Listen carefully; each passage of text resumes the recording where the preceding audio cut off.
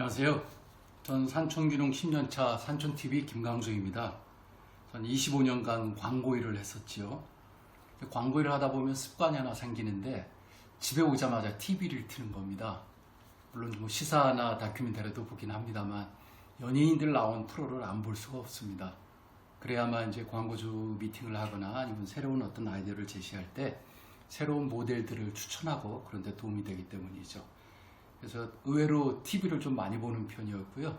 연예인들에 대해서 많은 정보를 입수하려고 애를 많이 썼었습니다. 저는 산촌 TV가 지금 4화까지 올라갔는데요. 자꾸 주위에서 번외편을 좀 해보면 어떻겠느냐 그런 의견들이 있어서 오늘 처음으로 번외편을 한번 해보려고 합니다. 좀 재밌었으면 좋겠는데 오늘 제가 말씀드릴 제목은 그녀는 예쁘지 않았다. 부제는 내가 가까이서 본 여배우들입니다. 시작하겠습니다. 첫 번째 배우는 1978년에 학교에서 만났던 장미라는 여배우입니다. 그 시절에 겨울여자라는 영화로 엄청난 스타가 됐었죠. 이 장미라는 사람이 저가 아마 나이가 같지 않을까 싶은데요. 청강생으로 저희 학교에 재학을 했었어요.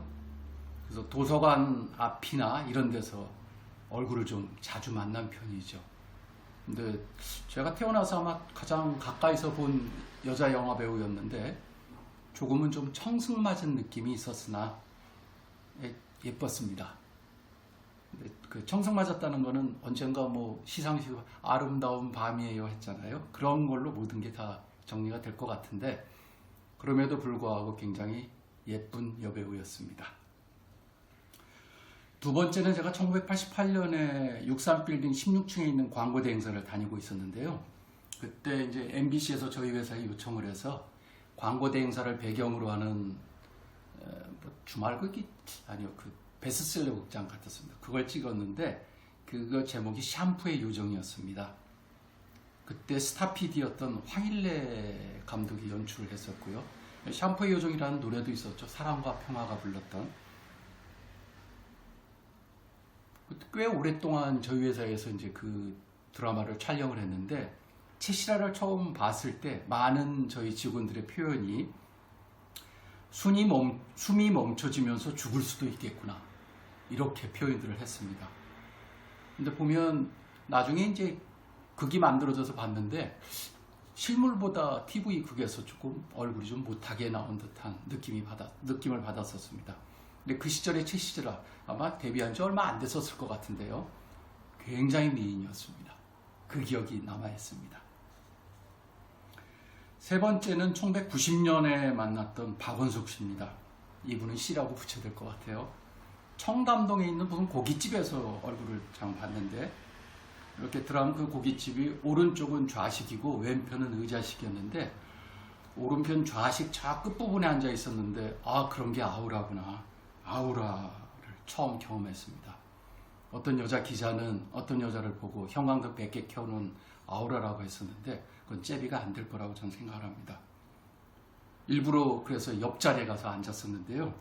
굉장히 뭐 옆자리에 바로 붙어 이렇게 의자가 아니고 방석에 앉았으니까 바로 거의 붙어 있다시피 하는데 굉장히 좀 우아하고 품위 있게 말하고 그런 상황이었었다고 지금 기억하고 있습니다. 행동도 굉장히 조심스럽고 이렇게 차분하게 하는 그런 모습이었는데 이쁜 걸 떠나서 굉장히 우아했다 이렇게 표현이 되는 박원숙 배우였습니다. 네 번째로는 1990년대 경인데 정확히는 뭐 기억이 안 납니다만 개그우먼 다산의 여왕이라고 하는 김지선이라는 개그우먼을 압구정 현대백화점 앞에 그 분수에서 잠깐 옆에 앉아 있었는데요. 실제로 이렇게 TV에서 볼 때는 조금 이렇게 얼굴이 좀 못하다, 별로다라는 생각을 했는데 실제로 옆에서 보니까 너무 아름다운 모습이었었습니다. 이쁘기도 했고요. 아름답다라는 표현을 아마 김지선이라는 개그우먼한테는 평해도 되지 않을까 이런 생각을 했습니다. 다섯 번째 배우가 1990년대에 만났었는데 복길이라고 불렸던 김지영이라는 배우입니다. 여의도 KBS 별관 옆에 중식당에서 저희 회사 부서 송년회 때 바로 옆 테이블에 있어서 만난 적이 있는데 조금 김지영 복귀리 이미지가 강해서 조금은 촌티나고 그런 모습일 거라고 연상을 했었거든요. 그런데 굉장히 세련되고 전혀 TV에서 보던 모습이 아니었습니다. 그래서 과연 TV라는 것이 어떤 배우를 우리가 상상의 나래 속으로 빠져들어가게 하는 그런 굉장한 재주를 가지고 있는 거다, 이런 생각을 참 많이 했어요. 김지영 복귀리에 대해서는 이렇게 막 그 시골에서 사는 모습이었어서 좀 도회적이고 세련되고 이런 모습이 없을 거라고 생각했는데, 그날은 어떤 모임이었는지는 모르겠습니다만 굉장히 세련되고 멋있게 보였던 영화배우 김지영이었습니다. 오늘 마지막으로 그녀는 예쁘지 않았다의 주인공을 소개를 할까 합니다. 최근입니다. 실은 최근에 만난 이 여배우 때문에 제가 이걸 번외편으로 한번 해보겠다고 써봤는데요. 2020년 5월 말경이었어요. 제가 다니던 광고 대행사에서는 대학생들이 광고를 하고 싶어하는 대학생들을 2학년, 3학년 때 뽑아서 약 2년간 교육시키는 프로그램이 있었습니다. 광고 모니터원 제도라고.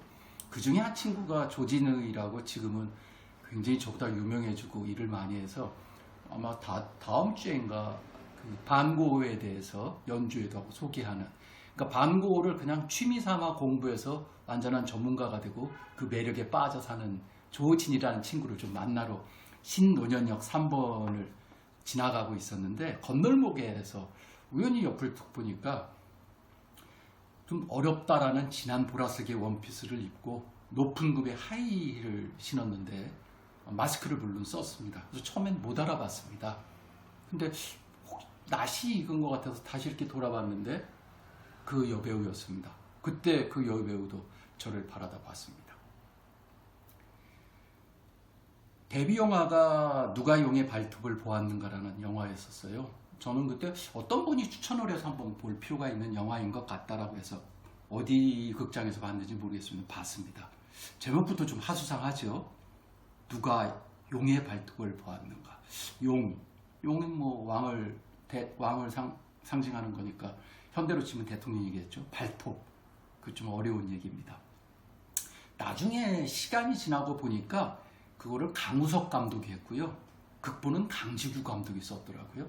그러니까 이제 이분들이 아마 젊었을 때 좀 실험적인 의미로 우리나라도 좀 이렇게 사회적인 문제를 이야기할 수 있는 그런 영화를 만들어야 되지 않을까 하는 의미로 만들었던 것 같아요. 이제 강우석 감독이 대단했던 게 신인 여배우를 캐스팅을 해서 그런 중요한 역을 맡겼다라는 것도 굉장히 의미가 있었다고 생각하고, 지금 기억에 남는 거는 그때 극장에서 한번 보고 더 보지는 않았습니다만 굉장히 웰메이드 영화였다고 생각을 합니다.